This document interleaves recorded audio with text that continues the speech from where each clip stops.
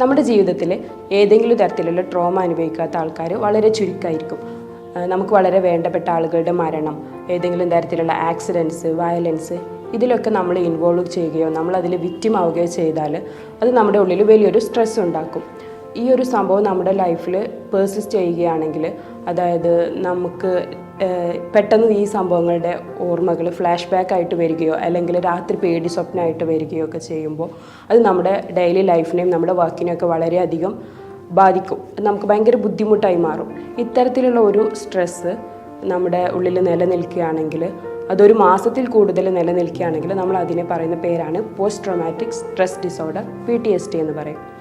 ഞാൻ Shahala Almas, Convo Wellness സെൻ്ററിലെ consultant psychologist ആണ്.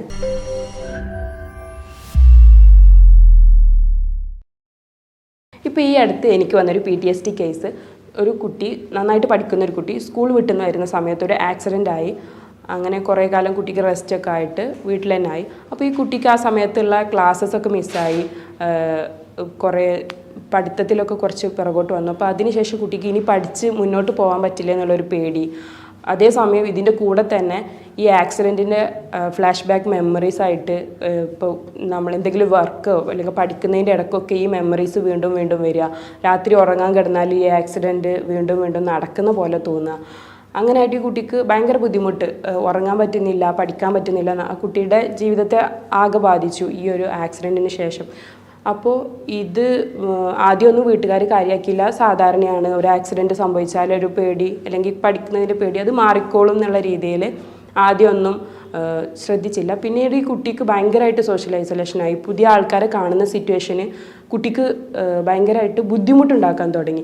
സ്വന്തം വീട്ടിലുള്ള ആൾക്കാർ മാത്രം, അവിടെ നിന്ന് വേറൊരു വീട്ടിലേക്ക് പോയാൽ വേറെ ആരെങ്കിലും കാണാമെന്ന് പറയുമ്പോൾ കുട്ടിക്ക് പേടി. കുട്ടി അവിടെ നിന്നൊക്കെ ഓടിപ്പോകുന്നൊരവസ്ഥ, വീട്ടിലാരെങ്കിലും വന്നാൽ സ്വന്തം മുറിയിൽ ഒതുങ്ങിക്കൂടുന്നൊരവസ്ഥ, അങ്ങനെയായി. പിന്നെ വീട്ടിലാരെങ്കിലും വരുമ്പോൾ അത് വീട്ടുകാരോടൊരു ദേഷ്യമായി, വീട്ടിൽ ഭയങ്കര അഗ്രസീവ് ബിഹേവിയേഴ്സ് കാണിക്കാൻ തുടങ്ങി. അങ്ങനെയുള്ളൊരു സ്റ്റേജിൽ എത്തുമ്പോഴാണ് ഇവർ ട്രീറ്റ്മെൻറ്റിനായിട്ട് കൊണ്ടുവരുന്നത്.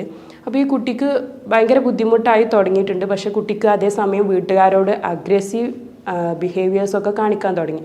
അപ്പോൾ ഈ ഒരു കുട്ടിയെ നമ്മൾ ആദ്യമേ കൊണ്ടുവന്നിരുന്നെങ്കിൽ, അതായത് സോഷ്യൽ ഐസൊലേഷൻ തുടങ്ങിയ സമയത്ത് തന്നെ നമ്മൾ കൊണ്ടുവരുന്നെങ്കിൽ ട്രീറ്റ്മെൻറ്റ് കുറച്ചും കൂടി എളുപ്പമായിരുന്നു. പെട്ടെന്ന് ട്രീറ്റ്മെൻറ്റ് എടുക്കുകയാണെങ്കിൽ നമുക്ക് കംപ്ലീറ്റ്ലി റിക്കവർ ചെയ്ത് കൊണ്ടുവരാൻ പറ്റുന്ന ഒരു അസുഖമാണ് PTSD എന്ന് പറയുന്നത്. അപ്പോൾ നമ്മൾ അറിയുന്ന ആർക്കെങ്കിലും ഇത്തരത്തിലുള്ള ട്രോമാറ്റിക് ഇവൻസിന് ശേഷം ഇങ്ങനെ ബുദ്ധിമുട്ടൊക്കെ അനുഭവിക്കുന്നവരുണ്ടെങ്കിൽ നമ്മൾ എത്രയും പെട്ടെന്ന് അവരൊരു സൈക്കോളജിസ്റ്റിനെ കാണിക്കുക, നല്ലൊരു കൗൺസിലിങ്ങും തെറാപ്പീസും ഒക്കെ കൊടുക്കുക.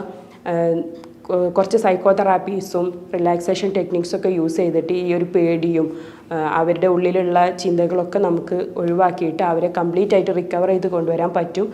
അപ്പോൾ നമ്മൾ ആരെങ്കിലും അറിയുന്നവരുണ്ടെങ്കിൽ എത്രയും പെട്ടെന്ന് നല്ലൊരു സൈക്കോളജിസ്റ്റിനെ കാണിക്കുക. ഇത്തരത്തിലുള്ള ബുദ്ധിമുട്ട് അനുഭവിക്കുന്ന ആരെങ്കിലും നിങ്ങളുടെ ചുറ്റുപാടിലോ പരിചയത്തിലോ ഉണ്ടെങ്കിൽ അവരെ എത്രയും പെട്ടെന്ന് ഒരു സൈക്കോളജിസ്റ്റിൻ്റെ സേവനം ലഭ്യമാക്കേണ്ടതാണ്. അടുത്തൊരു വീഡിയോ ആയിട്ട് നമുക്ക് വീണ്ടും കാണാം. താങ്ക്